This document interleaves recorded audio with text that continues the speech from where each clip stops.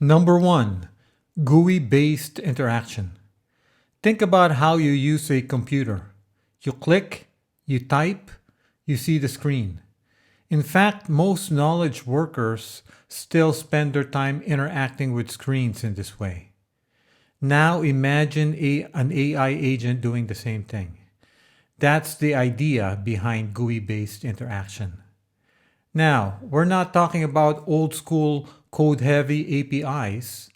Instead, these new AI agents are learning to interact with software through the graphical user interface, or GUI, just like you and me. This is a big shift.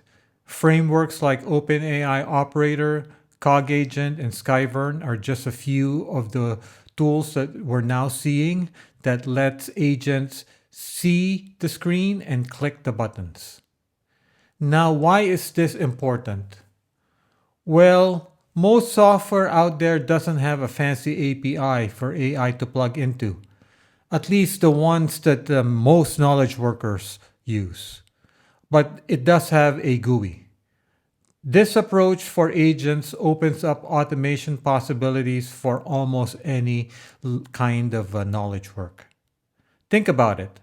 Legacy systems, complex web apps, desktop tools, all of these, suddenly they're all within reach of AI agents.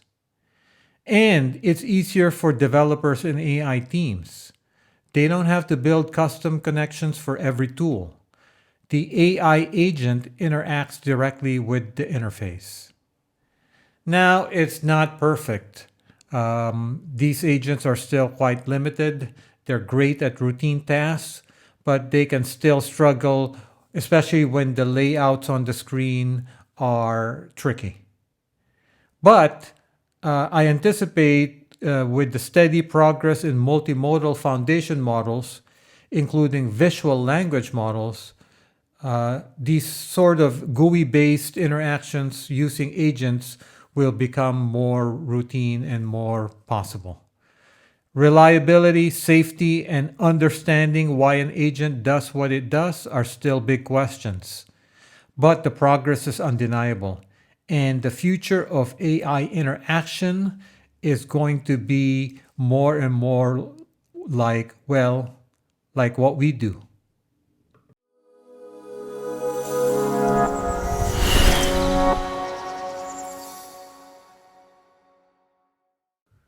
Number two, the agent stack. We've been hearing a lot about agents, but what actually goes into building agents?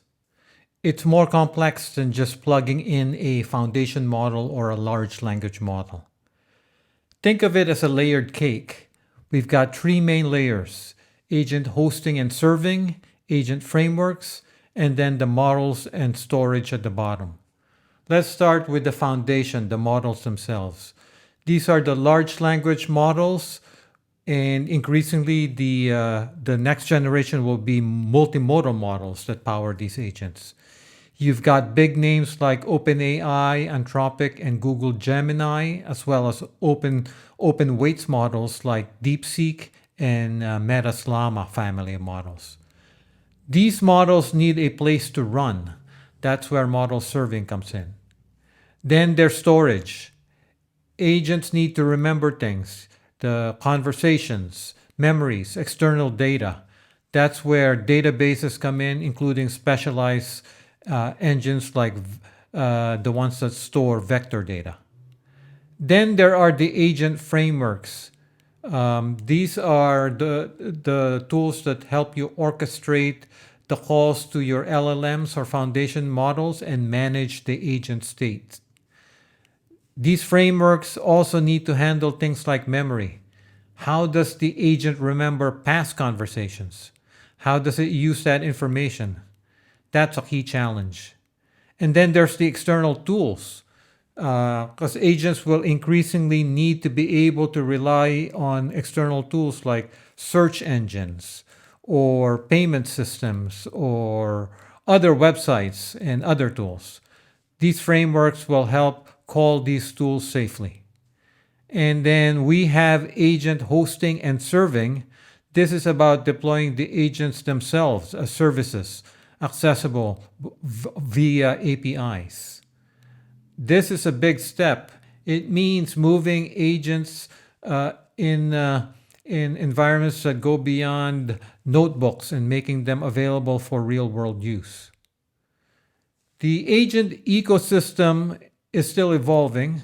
There's no single standard, but we're seeing rapid progress in areas like memory, the use of external tools, and deployment.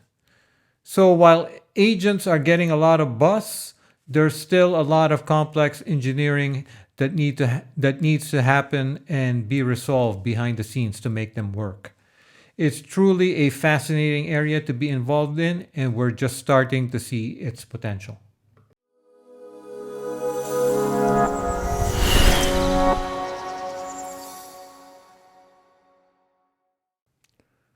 Number 3, modular design. When you're building something complex, where do you start? With AI agents, the advice is often keep it simple. Think of it like building with Legos. Start with the basic blocks, the simple LLM driven flows, and only add complexity as you need it. We're talking about one off calls to the LLM or your foundation model, or maybe minimal tool usage. Don't jump straight into something complex like a multi step reasoning or advanced memory agent unless you really need it. This modular approach is key. You really need to break down the agent into smaller, more manageable pieces. And it's important to have clear agent computer interfaces or ACIs. Think of these as well defined connections between the different parts of the agent. This also means an iterative development cycle. You build, you test, you refine, and you repeat. It's a process of constant improvement. So why is this important? Well, it prevents over-engineering. You don't want to build a complex system if a simple one will do. It also makes debugging and maintenance much easier. If something goes wrong, you can pinpoint the issue quickly without having to unravel the entire system. And it's proving to be more reliable, cost-effective, and easier to scale. Many AI teams are finding that a straightforward approach is the way to go. So what's next? It's about refining these best practices and formalizing design patterns. Things like setting clear boundaries for each tool and having fallback logic in case something goes wrong. So the key takeaway here is start simple, build modular, and iterate. This is your recipe for success when building AI agents.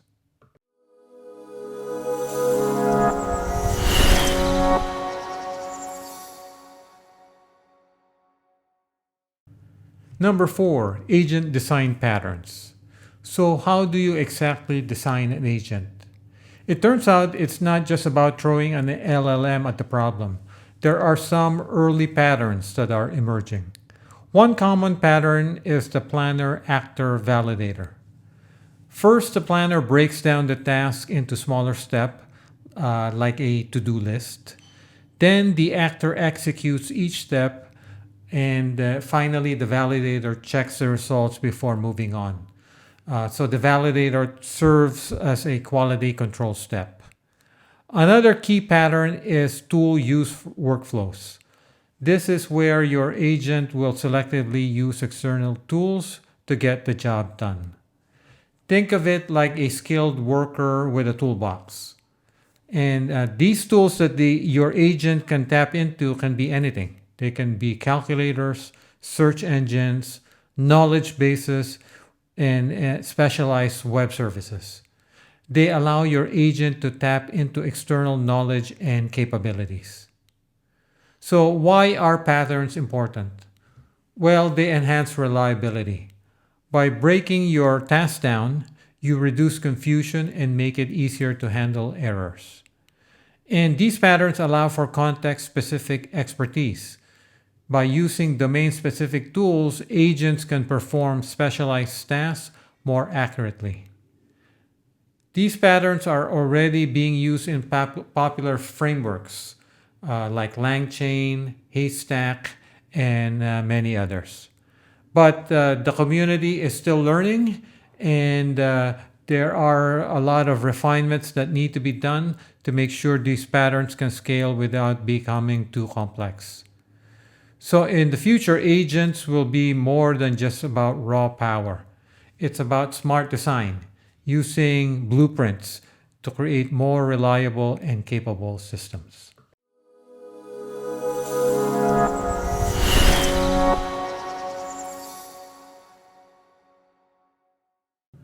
Number five, accountability and safety.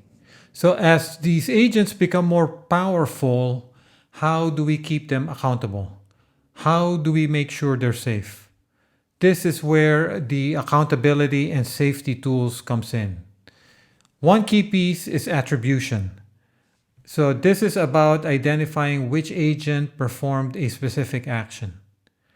Then there's controlled interaction. This ensures that agents operate within their authorized scope. It's like setting boundaries for what they're allowed to do. This involves things like sandboxing and permissioning, and it's like giving an agent a set of specific tools and a defined workspace. We also need response and remediation capabilities. So you've heard me talk about incident response, right? So this is going to be also important in the world of agents. This is like a safety net. We need to be able to roll back actions, throttle agents, or even quarantine them if necessary.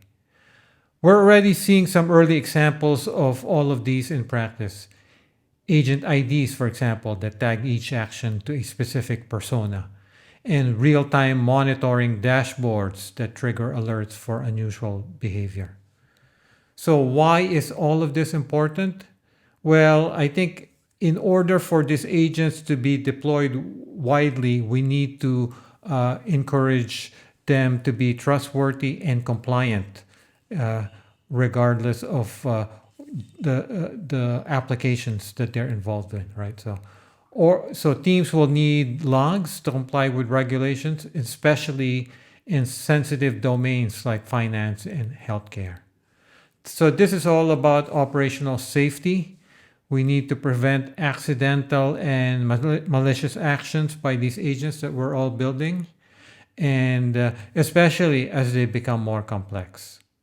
So with all of this said, we're still in the early days, and all of these tools and best practices need to be standardized. There's still a lot of fragmentation, and in fact, it's still hard for different parts of an organization to work together. You've heard me talk a lot about AI alignment platforms, so they'll be super important in the world of agents. So, as agents continue to evolve, all of these tools for accountability and safety will be crucial for ensuring that they are being used responsibly and effectively.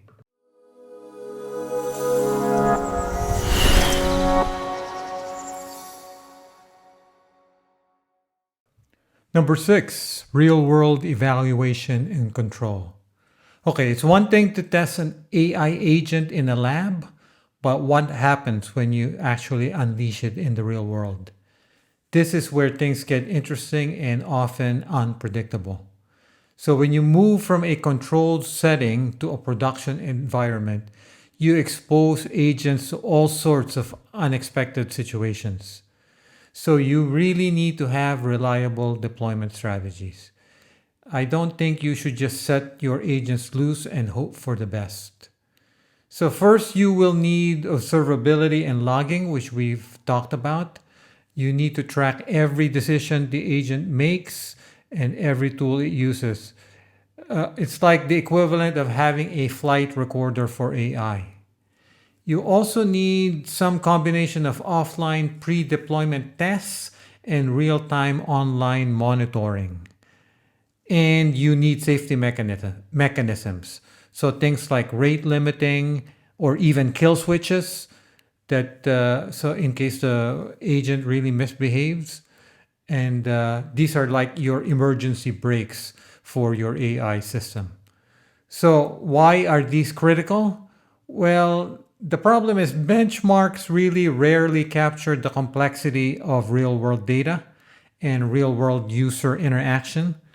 And so, you really should think of the fact that the real world performance is a completely different test.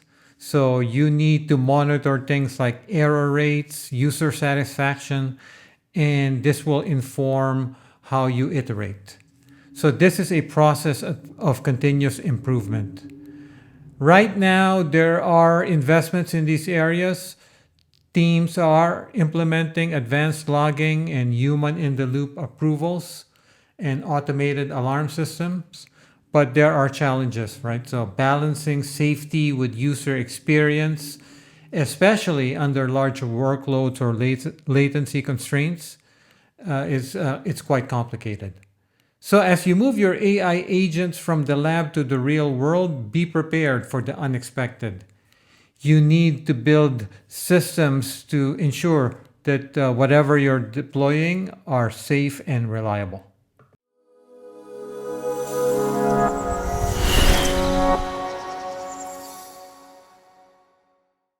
Number 7, adoption challenges. So, in certain domains, so for example, healthcare and the life sciences and financial services, so these are the heavily regulated industries, there are significant hurdles that teams are facing. So, one big concern in these domains is reliability and performance. So, right now, AI agents can still sometimes hallucinate or make unexpected mistakes. So, I'm not going to paint such a rosy picture. It's not always a smooth ride, as they say. So then there are the safety and compliance issues. So in high stake industries, you need rigorous proof that agents won't harm customers or cause really serious errors, right? And finally, there are knowledge gaps. So your staff may lack the expertise to design, debug, and maintain complex agent pipelines. So, because let's face it, it's still a new field and the learning curve can be steep. And it's not just about technical solutions, it's also about training your users, having robust frameworks, and having good ways to evaluate the readiness of your agents. So this is still truly a multifaceted problem. So where are we now?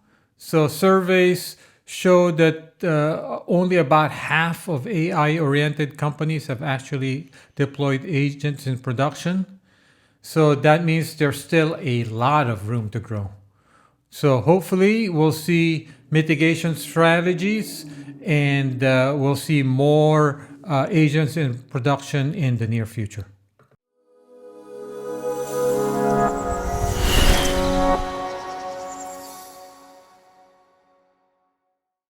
Number 8, transparency and explainability.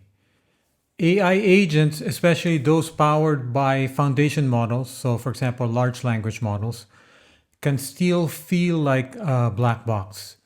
You put something in and you get a result, but it's not always clear how it got there. So the good news is teams are experimenting with several measures to address this. One approach is detailed logs and replay capabilities. So this will allow you to track each decision the agent makes and the context it used. Another approach is to selectively expose the chain of thought reasoning. This is especially important now that we're seeing more of these reasoning enhanced models. So this will allow developers or even end users to understand how an agent arrived at a conclusion. And finally, there's improving your tool documentation to ensure that the function and purpose of each tool invocation are clear. So right now we're seeing partial implementation of these ideas. Some frameworks allow optional chain of thought logging. but obviously there are privacy and efficiency concerns when storing these logs. And there's ongoing work to develop new techniques to provide better transparency and interpretability without compromising performance or revealing proprietary data.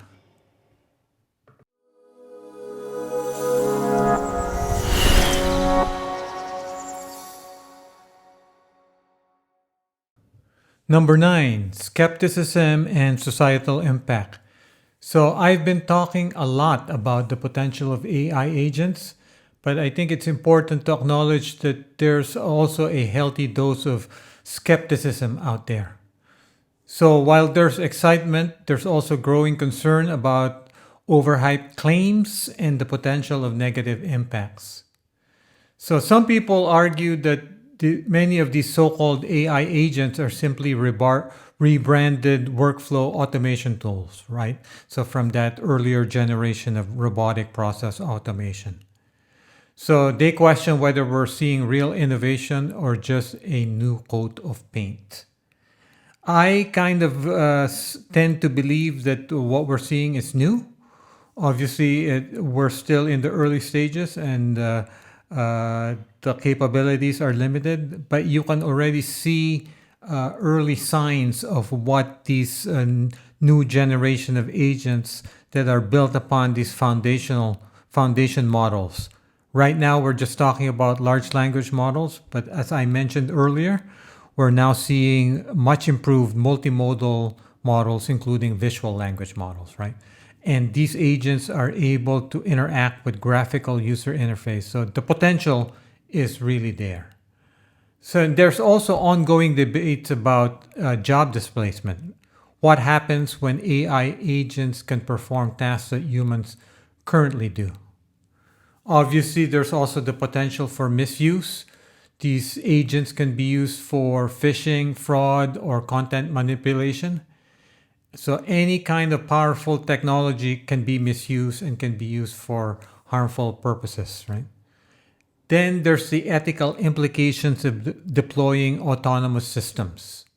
So how do we ensure that these systems are used responsibly and fairly?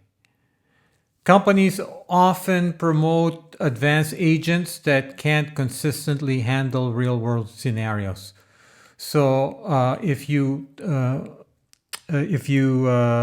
talk to many startups, I think there's still a gap between hype and reality, honestly.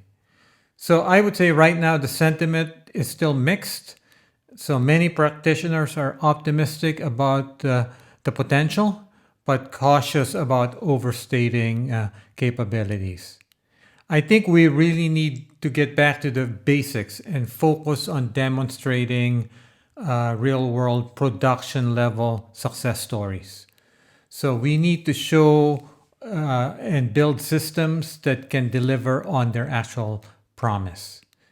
And simultaneously, we need to develop ethical guidelines and effective guardrails to protect against misuse and ensure responsible deployment and development.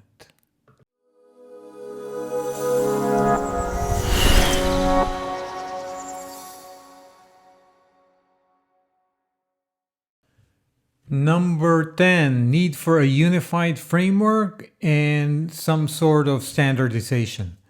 So the world of AI agents, unfortunately, is a bit of a wild, wild west right now.